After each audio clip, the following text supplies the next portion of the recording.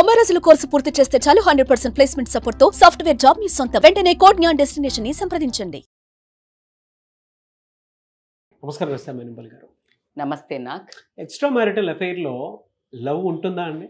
మీరు మనం ఇట్లాంటి డౌట్లు ఉంటుందా అనే క్వశ్చన్కి రియల్గా కూడా ఉన్న వాళ్ళకే తెలుస్తుంది. But as a psychology, as a life కోచ్గా నేను కొన్ని పారామీటర్స్ అయితే చెప్తాను.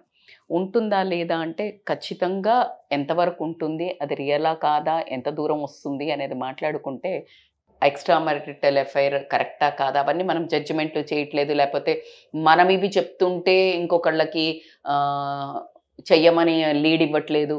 చేసేకునే వాళ్ళకి ఇదేమో చూసుకోండి, మీది రియల్గా దీన్ని మీరు ఇది అనుకుంటున్నారేమో, ఇది కావచ్చు, ఎంత దూరం వెళ్తుంది, what will be your end story అనే దానికి ఒక చిన్న స్టోరీ తీసుకెళ్తున్నాం. దాంట్లో మనకు సంబంధించి ఎవరైనా ఆ ప్రాబ్లమ్స్లో ఉంటే అమ్మాయి కానివ్వండి, అబ్బాయి కానివ్వండి, సమస్యను ఎదుర్కొనే ధైర్యం ఉందా, సమస్య మనకు అవసరమా, సమస్య ఎంత దూరం వెళ్తుంది, అది సమస్య కాదా, ప్రేమనా అనే ఒక వాళ్ళల్లో వాళ్ళకి చాలా ఉంటుంది. దాన్ని కొంచెం మనం విడమర్చి క్వశ్చన్స్ వాళ్ళకు వాళ్ళు వేసుకునే వాటికి మనం కొన్ని ఆన్సర్స్ ఇవ్వడం జరుగుతుంది. So they will get an easy ఒక రెఫరెన్స్ అయితే దొరుకుతుందేమో అని ఆశ. ఎందుకంటే తెలుసో తెలియకో మనిషి అన్నాక కొన్ని డైరెక్షన్లోకి జర్నీ చేయటం జరుగుతుంది, రూట్ తెలియక. మరి ఆ డైరెక్షన్ ఎక్కడి వరకు వెళ్తుందో మనం ఒక నావిగేషన్ ఇస్తే వాళ్ళు ఒక ఉండాలా, ఇమీడియట్గా యూటర్న్ తీసుకోవాలా అనేది ఒక మంచి దారికి ఇది ఉపయోగపడాలని చేసే ఒక మంచి ఇంటెన్షనే కానీ ఊరికే వీళ్ళు సంసారాలలో లేకపోతే రిలేషన్షిప్స్ అంటే ప్రస్తుతము ఏ ఫీల్డ్ తీసుకున్నా ఎక్కడ తీసుకున్నా నడిచే, మీరు ఒప్పుకున్నా ఒప్పుకోకపోయినా నడిచే వాస్తవమైన టాపిక్ కాబట్టికే be ready to face it, be ready to listen it. If you are not belong to this kind of content, ఎవరో ఒకళ్ళకి అవకాశము బాగుపడేది కరెక్షన్కి అంటే అవేర్నెస్ అయితే డెఫినెట్ గా కావాల్సినటువంటి అవసరం ఉంది. ఎగ్జాక్ట్లీ రియాలిటీలోకి. ఎందుకు నేను ఇంత చెప్తున్నాను అంటే కొంతమంది ఎప్పుడైనా కమెంట్ ఏం పర్లేదు అదా మీకు వేరే అట్లా మాట్లాడుతుంటారు. కానీ మనకు వచ్చి కొన్ని ఫీడ్బ్యాక్స్ దీనివల్ల నాకు బయట కంట్రీ నుంచి కానీ ఎక్కువ కౌన్సిలింగ్లకు ఇవే వచ్చారు. నో దే హ్యావ్ కమ్ కౌన్సిలింగ్లకు. 100 మంది 100 రకాలుగా మాట్లాడుకున్నా ప్రపంచంలో ఈ సమస్య లేదు అని చెప్పడానికి లేదు. లేదు కాబట్టి ఇంకొకరికి లేదని చెప్పుకోవడానికి లేదు. సమస్య ప్రతి చోట ప్రతి ఒక్కరికి ఉంటుంది. బట్ వాళ్ళ స్థాయిని బట్టి, వాళ్ళ ఆలోచన స్థితిని బట్టి, వాళ్ళ లగ్జరీని బట్టి, వాళ్ళ ఫైనాన్షియల్ స్టేటస్ని బట్టి, అండ్ వాళ్ళ రిలేషన్షిప్ మెయింటైన్ చేసే స్థాయిని బట్టి ఉంటుంది. దాన్ని ఎలా హ్యాండిల్ చేయాలో అనే మనం ఒక చిన్న light over this issue. This is a very emotional and sentimental, మనస్సుకు సంబంధించిన ఇష్యూసే. పైత్యానికి పోయి పెట్టుకునే వాళ్ళు వేరే, అది పక్కకు పెడదాం మనము. సో మీరు అడిగిన క్వశ్చన్ ఏంటి, ఈ లవ్ ఉంటుందా, ఇది ఎట్లా వెళ్తుంది. సో మనం పార్ట్ 2 కూడా అనుకున్నాం కాబట్టి ఇంకా కొంచెం డీటెయిల్డ్ డిస్కషన్ అవుతోంది. So here it is a part 2 for you. So ఏంటి అంటే ఫస్ట్ అసలు ఈ మన ఇల్లీగల్ అఫైర్స్ అనే దాంట్లో రొమాంటిక్ లవ్ అనేది ఒకటి ఉంటుంది.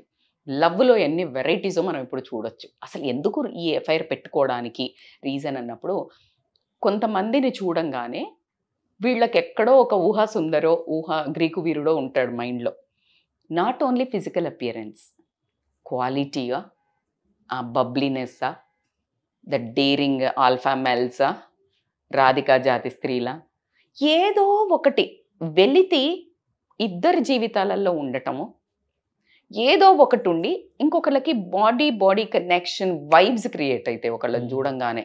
Sir this romantic love is totally ఆ ఇండివిజువల్స్ ఇద్దరికి ఎలా అంటే మోస్ట్లీ మోహం, అట్రాక్షన్, అంటే లైక్ ఎప్పుడెప్పుడు తహతహ డిజైర్ ఉంటుంది కదా, లైక్ ఫిజికల్ నీడ్ కోసం ఎక్కువగా ఆ లవ్ ఎక్కువ ఉండటం జరుగుతుంది. దిస్ మోస్ట్లీ కొంచెం నేను ఏజ్ గ్రూప్ కూడా చెప్పలేకపోతున్నానులేండి ఇప్పుడు, ఎందుకంటే ఇప్పుడు every age group is romantic. So I can't consider like youngsters అని కూడా నేను చెప్పలేను. బట్ రొమాంటిక్ లవ్ అనేది అయితే ఉండటం జరుగుతుంది. When you go for FIR, the first constraint, because the bad, నేను అస్సలు జెండర్ డిస్క్రిమినేషన్ ఉండదు నా దగ్గర రియల్లీ, బట్ స్టిల్ నేను చెప్తున్నాను, జనరల్గా అబ్బాయి ఫస్ట్ కోరుకునేది ఫిజికల్, అమ్మాయి కోరుకునేది ప్రేమ. సో ఈ ప్రేమ కావాలి అంటే ఈమె కూడా ఫస్ట్ ఫిజికల్ అవ్వాల్సి వస్తుంది. సో కాబట్టి ఇందులో romantic love mostly that vibes is between the physical needs.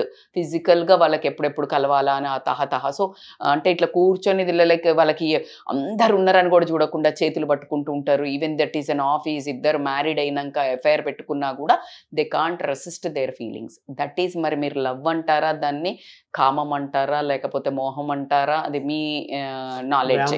వ్యామోహం అంటారా, అది వేరు. బట్ దట్ అది ఉంటుంది lust, love. That is called love అని వాళ్ళు అనుకుంటుంటారు. నువ్వంటే నాకు ఇష్టం, అందుకే నిన్ను పట్టుకోలేకుండా ఉండలేను, నేను ఎప్పుడెప్పుడు కలవాలి. They consider that as a romantic love. రెండో వర్గం ఏంటంటే కంపానియన్ లవ్ అంటాం. కంపానియన్ లవ్ అని అంటే ఏంటంటే బేసికల్గా వీళ్ళకి ఒక అంటే ఇప్పుడు they want one company, emotions share చేసుకోవడానికి కానివ్వండి, లేకపోతే వాళ్ళ ఒక ఫీలింగ్స్ ఏదైనా, ఈ ఫిజికల్ ఫీలింగ్స్ ఏదైనా ఉంటే అది షేర్ చేసుకొని కానివ్వండి, లేకపోతే సపోర్ట్గా నిలబడతారు.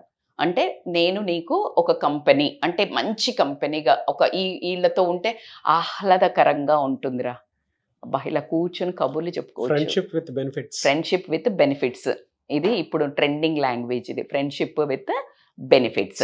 సో దీన్ని ఏమంటారు అని అంటే companion love, because they both loves each other company in all means, physical, emotional, monetary.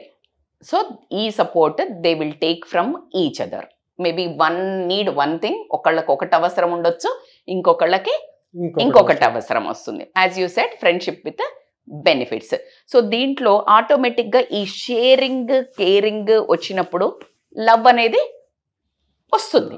That is called companion love. So ఇప్పుడు ఒక డబ్బా తీసుకెళ్ళి మనం రోజు బాక్స్ షేర్ చేసుకొని తింటే ప్రేమ వస్తుందా లేదా? అంత చిన్న డబ్బా తీసుకుపోయి స్కూల్లో షేర్ చేసుకొని ఫుడ్ తింటేనే ఫ్రెండ్స్ మధ్యలో వచ్చినప్పుడు, when you share this kind of all 3 kinds of thing, ఖచ్చితంగా ఒక కైండ్ ఆఫ్ లవ్ అనేది అయితే, ఇష్టం అనేది, మనము ఇష్టము అనేది పెరగటం జరుగుతుంది. దాన్ని ప్రేమ అని చాలా డీప్ వర్డ్ నేను చెప్పను, కానీ ఒకళ్ళ మీద ఒకళ్ళకి ఇష్టము, దాన్నే ప్రేమ అనుకోవడం జరుగుతుంది. ఎందుకంటే ఒకళ్ళ కోసం ఒకళ్ళు చేసుకుంటున్నారు కదా పనులు. థర్డ్ కమ్స్ టు ఈ కంపానియన్ లవ్. తర్వాత మీరు ఇందాక ఫ్రెండ్షిప్ విత్ బెనిఫిట్స్ అన్నారు కదా, ఇప్పుడు నేను చెప్పబోయేది కండిషనల్ లవ్. దీన్ని ఈ మధ్య వాడేదాన్ని ఏంటంటే సిచ్యుయేషన్షిప్ అంటున్నారు. సిచ్యుయేషన్షిప్ అంటే సిచ్యుయేషన్షిప్, ఈ సిచ్యుయేషన్లా నువ్వు ఈడి వరకే ఉండాలా. కండిషనల్ లవ్, నువ్వు మళ్ళీ మీ ఆవిడ దగ్గరికి పోయినావు, నువ్వు మీ ఆవిడతో ఉండొద్దు, లేకపోతే మీ ఆవిడకి ఏం కొనియొద్దు, నువ్వు నాతో మొత్తం ఉండాలి, ఇలాంటి ఎకసెకలు ఉండొద్దు. లేదు అంటే హస్బెండ్ వైఫ్ అయితే కూడా నువ్వు రమ్మన్నప్పుడు నేను రాలేను, లేకపోతే ఇట్లా ఉంటుంది ఇట్లా ఉంటుంది. So they will have their borders. Conditional love, ఈ కండిషన్స్లో ఇలా మన ఇద్దరం ఉంటాము, ఎంతవరకు ఉంటాము ఏంటిది అనేది తెలియదు, ఇది లాంగ్ టర్మ్ ఉంటుందో లేదో తెలియదు, ఇప్పుడు ఉన్నంత వరకు ఈ సిచ్యుయేషన్లో మన ఇద్దరం ఒకరికొకరు ఉంటున్నామని కండిషనల్ లవ్. అండ్ ఇంకొకటి ఏంటంటే ఇక్కడ నుంచి కొంచెము ఇంకొక వెరైటీ ఉంటుంది. So risk and excitement love అంటారు. దీంట్లో ఏంటి అంటే బేసికల్గా ఎవరికైతే ఏ ఏజ్ తీసుకోండి, if you have another affair with opposite gender, ఆటోమేటిక్గా ఉత్సాహం ఎట్లుంటుంది, బ్లడ్ ఉరకలేస్తుంది. అందుకే అంటారు కదా 60 ఏళ్ళకి కూడా ఫామ్లోకి వస్తారు అని అంటుంటారు, అవునా? సో ఆ ఉరకలే, ఇదే ముసలోళ్ళకి కూడా దసరా. ప్రకృతి అండి, ప్రకృతి అంటే నేచర్లో మనం కొన్నిసార్లు కొన్ని ప్లేసెస్కి వెళ్ళినప్పుడు, ఇప్పుడు టెంపుల్లోకి వెళ్తే మానసిక ప్రశాంతత వస్తుంది, లేదా ప్లెజెంట్గా ఉన్న ఒక ఎత్తైన కొండల దగ్గరికి వెళ్తే నేచర్తో ఒకలాంటి కనెక్టివిటీ దొరుకుతూ ఉంటుంది. మదర్ దగ్గరికి వెళ్ళినప్పుడు ఒకలాంటి కనెక్టివిటీ దొరుకుతుంది, ఫాదర్ దగ్గరతో కూర్చొని మాట్లాడేటప్పుడు ఒకలాంటి కనెక్టివిటీ ఉంటుంది. స్కూల్లో వెళ్ళినప్పుడు ఒకలాంటి కనెక్టివిటీ ఉంటుంది. ఈవెన్ మనం ఒక పువ్వుని చూసినా కూడా సో అక్కడ నుంచి వచ్చేటువంటి ఫీలింగ్స్ అనేవి చేంజ్ అవ్వడం జరుగుతుంది. అవును, ఖచ్చితంగా. అలాగే నేచర్ ఒక స్మెల్ చూస్తే కూడా you will get different kind of. So nature లో ఆపోజిట్ జెండర్ చూసినప్పుడు ఒక రకమైన ఉత్సాహం. సో ఇదేంటంటే కొత్తగా ఇప్పుడు ఎఫ్ఐఆర్ పెట్టుకున్నారు అనుకోండి, వీళ్లకు ఎప్పుడెప్పుడు కలవాలా అని తహతహ రిస్క్ చేస్తుంటారు కదా, దొంగతనంగా కలవటము, అబద్ధాలు చెప్పి వెళ్ళటము, ఈ ఎక్సైట్మెంట్ అంటే ఇప్పుడు ఆపుకొని ఇక్కడ అబద్ధాలు చెప్పి వెళ్తారు కదా, they will have a intense love. ఇప్పుడు ఇన్ని ఇట్లా తెగదెంపులు చేసుకుని వెళ్ళినప్పుడు they will get attracted to each other so much, by that they will feel that it is a too much love ఉంది మా ఇద్దరిలో. బట్ ఇక్కడ ఏంటంటే వద్దన్న పని ఎక్కువ చేసినప్పుడు ఎంత కిక్ ఉంటుందో. So this is all about risk and excitement love. Risk always temporary only obviously.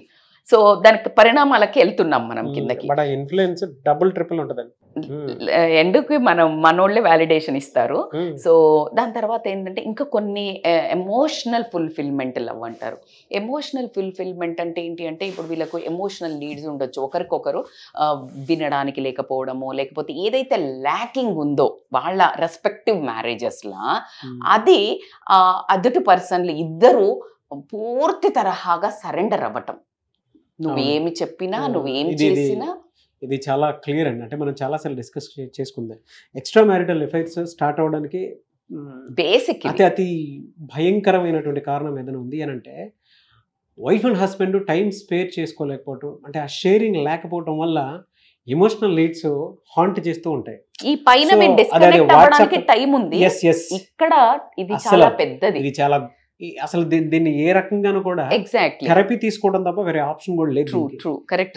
Emotional dependency కూడా ఎలా స్టార్ట్ అవుతుందంటే వాట్సాప్ లో కానీ, లేదంటే ఇన్స్టాగ్రామ్ లో కానీ, ఫేస్బుక్ లో కానీ, లేదా అదర్ ప్లాట్ఫామ్స్ అంటే డిజిటల్ ప్లాట్ఫామ్స్ నుంచి మనకు అది వస్తూ ఉంటుంది అనమాట.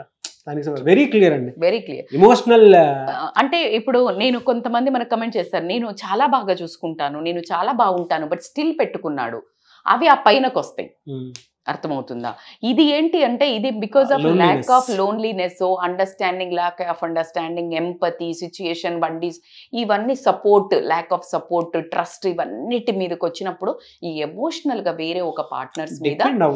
అందుకే పెళ్లి చేసుకున్నది ఏంటంటే మరి వేరే అబ్బాయి దోస్తులు ఉంటారు కదా మేడం, అమ్మాయి దోస్తులు ఉంటారు అంటే ఈ always need this opposite gender companion. అయితే ఇద్దరు షేర్ చేసుకొని ఒక ఇంట్లో ఉండాలనే ఇద్దరు ఆపోజిట్ జెండర్ కి పెళ్లి చేసిండ్రు కదా.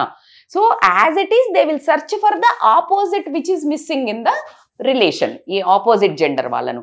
సో కాబట్టి అది ఇల్లీగల్ ఎఫైర్, మన కల్చర్కి రాంగ్ కాబట్టి. బట్ ఫిజియోలాజికల్ ప్రాసెస్లో ఏంటంటే అది అదే కోరుకుంటుంది. బ్రెయిన్ హార్మోన్స్ ఏం కట్టుకుంటుంది అంటే ఆపోజిట్ సెక్స్ని కోరుకోవడం జరుగుతుంది. ఆ వినడానికి, ఆ వ్యాలిడేషన్కి, ఆ పొగట్టానికి, లేకపోతే వాళ్ళకున్న హార్మోనల్ రిలేషన్స్ని బ్యాలెన్స్ చేయడానికి ఆ లవ్ అనే ఒక లవ్ హార్మోన్స్ ఏమున్నాయో అవే వాళ్ళకి ఎక్కువ సూదనింగ్ ఉండడం జరుగుతుంది. కాబట్టి ఇక్కడ మిస్ అయినాయి, వాళ్ళు ఎమోషనల్ ఫుల్ఫిల్మెంట్ కోసం వెళ్ళటం జరుగుతుంది. అట్లాగే ఈ ఎమోషనల్ ఫుల్ఫిల్మెంట్ ఒకవైపు అవుతున్నప్పుడు మీకు ఇందాక నేను చెప్పినట్టు రిస్క్ ఎంతైతే చేస్తారో అన్నిటికంటే ఇంపార్టెంట్ ఏంటంటే వీళ్ళు ఎస్కేప్ అవుతుంటారు రియాలిటీ నుంచి. ఏంటంటే ఇంటికి పోగానే ఫర్ ఎగ్జాంపుల్ భార్య నష్టపెడుతుంది, అందుకని ఇంకొక ఎఫ్ఐఆర్ పెట్టుకున్నారు. సో దిస్ రియాలిటీని వైఫ్ అనుకో, హస్బెండ్ తాగి వస్తాడు, అసలు పట్టించుకోడు, తనకి టైం ఇవ్వడు, తను అంటే like no other things are satisfied for her, even emotionally, even monetary, even physically. So ఈ రియాలిటీ నుంచి ఎస్కేప్ అవ్వడానికి ఇంకో ఇద్దరు కనెక్ట్ అవ్వడం జరుగుతుంది. అక్కడ వాళ్ళిద్దరివి ఫుల్ఫిల్ అవ్వడం జరుగుతుంది. So they escape from the reality and they go for this kind of a love అనేది ఒక పేరు పెట్టుకొని అదొక కొత్త, అక్కడి నుంచి ఒక కొత్త రిలేషన్ పుట్టుకు రావడం జరుగుతుంది. అట్లా కాకుండా ఇప్పుడు ఇది చేశారు కాబట్టి ఇవన్నీ చేయంగానే మీరు అనుకుంటారేమో ఒకటి ఖచ్చితంగా మిస్ అయ్యేది ఏంటంటే ఇవన్నీ పెట్టుకోగానే సంబరం కాదు, గిల్ట్ అండ్ కన్ఫ్యూజన్ స్టార్ట్ అవుతుంది బాగా. సో ఏమవుతుందంటే గిల్ట్ అండ్ కన్ఫ్యూజన్ స్టార్ట్ అవుతుంది ఈ రిలేషన్లో. ఎలా అంటే they know they are doing wrong, because మనం పుట్టింది 200%. నాకు బయట కంట్రీస్ గురించి నేను చెప్పను, కానీ when it comes to this India, మన కల్చర్ ప్రకారం తీసుకుంటే ఖచ్చితంగా ఏంటి అనంటే గిల్ట్ అనేది తెలుస్తుంది వాళ్ళకి. ఏది రాంగ్, మన సంస్కృతి కాదు అనే గిల్ట్, ఆ కన్ఫ్యూజన్లో ఈ ప్రేమ ఎదుటి పర్సన్ మీద ఏముందో అది వాళ్ళకు ప్రేమ తెలియదు.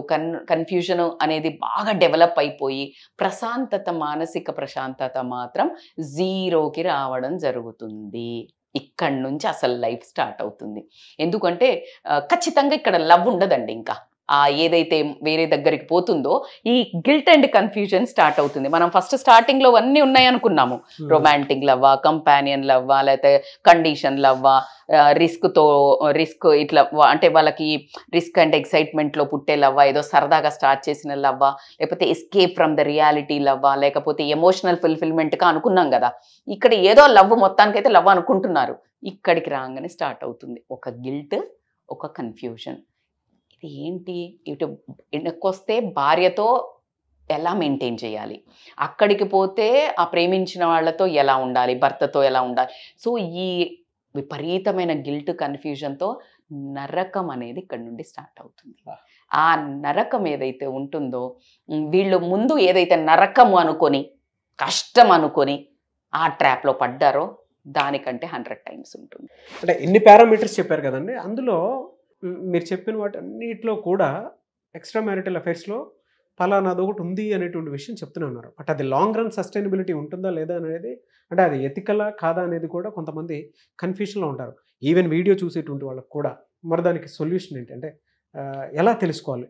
బేసికల్గా ఒకటి మీరు అన్నట్టు కన్ఫ్యూజన్ క్రియేట్ అయిందంటేనే మీరు ఒకసారి ఆలోచించుకోవాల్సిన విషయం, లాంగ్ టర్మ్ సస్టైనబిలిటీ ఉన్నదా లేదా అనేది, లేకపోతే అది అసలు వ్యాలిడేషనా కాదా, ఇది ఎథికలా మేడం కాదు అనేది అది ఒకరు చెప్పేది కాదు, ఎవరి ఎథిక్స్కి వాళ్ళకు వదిలేది. కానీ అది చాలా దూరం వెళ్ళింది.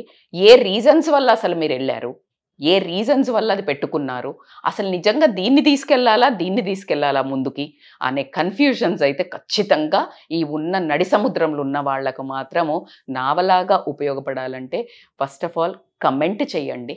ఆ కమెంట్ మీద మళ్ళీ మనం సొల్యూషన్ ఓరియంటెడ్గా ఇస్తాం. లేదు మా పర్సనల్ సిచ్యుయేషన్ చాలా పీకల్లోతుగా వచ్చేసింది, ఇది ఎటు తీసుకెళ్లాలో అర్థం కాని నావలో ఉన్నాను, నేను కన్ఫ్యూజన్లో ఉన్నాను అనుకునే వాళ్ళు they can contact us online or offline consultations. Already వస్తున్నారు అండ్ వీఆర్ అంటే personally they are like satisfied with the solutions. ఒక రేంజ్ తర్వాత టఫ్ డెసిషన్స్ తీసుకోవడం చాలా కష్టమవుతుంది నాకు. For that we need rather going to judges or కోర్టులు spoil చేసుకొని జీవితాలు, అంత పెద్ద డెసిషన్ తీసుకునే ముందు ఒక చిన్న దింపుడు గల్లం అంటారు తెలుసా నీకు? దింపుడు గల్లం అంటే ఏంటంటే చనిపోయాక మనిషిని ఎత్తుకొని వెళ్తూ ఉంటారు, వెళ్ళి అసలు కట్టిన దాని మీద పడుకోబెట్టే ముందు ఒకసారి ఇక్కడ కింద దించుతారు. ఆ కింద దించితే ఏమర్థం తెలుసా, ఒకవేళ బ్రతికేమన్నా లేసొస్తాడా అని. కొన్ని స్టోరీస్ ఉన్నాయి, ఈ బ్రతికి లేసొస్తాడా మనిషి అని. సో అలాగా మీరు డైరెక్ట్గా కొట్లాడేసుకొని జీవితాలు ఆగం చేసుకునే లోపు ఒక్కసారి దింపుడు గల్లంలాగా మన దగ్గర స్టాప్ అయినో, it is a very emotional, very serious example చెప్పిన. అలాంటి వాళ్ళు if they stop one solution మన దగ్గర, ఒకవేళ కౌన్సిలింగ్కి కనుక they can call on scrolling number, I think they will get a perfect solution. True అండి. అంటే మీరు చెప్పినటువంటి ఎగ్జాంపుల్ ఏదైతే ఉందో, ప్రతి మనిషి ఆలోచనలో హాంట్ చేసి బతకాలా చావాలా అనేటువంటి దానికి తీసుకెళ్లేటువంటి పరిస్థితి. ఉండాలా వదిలేయాలా, ఇది రియలా కాదా, so but they need counselling, there is no doubt. So మీరు కనుక ఆ ఆలోచనలో ఉండేటువంటి వాళ్ళు ఎవరైతే ఉంటారో, నిజంగా మేము నిజమైన ప్రేమలో ఉన్నామా, ఇంకో దాంట్లో ఉన్నాం అంటే కింద కామెంట్ బాక్స్లో పోస్ట్ చేస్తే దాని మీద మీరు సొల్యూషన్ వీడియో చేయడం జరుగుతుంది. బట్ ఇలాంటి సందిగ్ధంలో ఉన్నప్పుడు మాత్రం మీరు డెఫినెట్గా రజితా మైనంపల్లి గారితో ఒకసారి అప్రోచ్ అయ్యి అండ్ కౌన్సిలింగ్ కోసం అని చెప్పేసి కాల్ చేయాలి అనుకునేటువంటి వాళ్ళు స్క్రీన్ మీద కనిపిస్తున్న మరి కాల్ ఆర్ మెసేజ్ వాట్సాప్ చేసి ఎన్రోల్ చేసుకోవచ్చు. లేదు అని అంటే మిస్టర్ నాగ్ అఫీషియల్ 1 అనే ఇన్స్టాగ్రామ్ ఐడి ఉంది, దానికి మీరు పర్సనల్ మెసేజ్ పెట్టినా కూడా నేను రజితా మైనంపల్లి గారి టీమ్కి ఫార్వర్డ్ చేస్తాను. ఆ విధంగా సరే మీరు అప్రోచ్ అవ్వచ్చు. అండ్ ఈ వీడియో లైక్ చేయండి, షేర్ మాత్రం తప్పకుండా చేయండి. ఇలాంటి మరిన్ని వీడియోస్ కోసం మా ఛానల్ ఫాలో అవ్వండి. Thank you so much Rajitha Mainampalli garu. Thank you Nag. Suman టీవీలో మీ పర్సనల్ అండ్ బిజినెస్ ప్రమోషన్స్ కోసం కింది నెంబర్కి కాంటాక్ట్ చేయండి.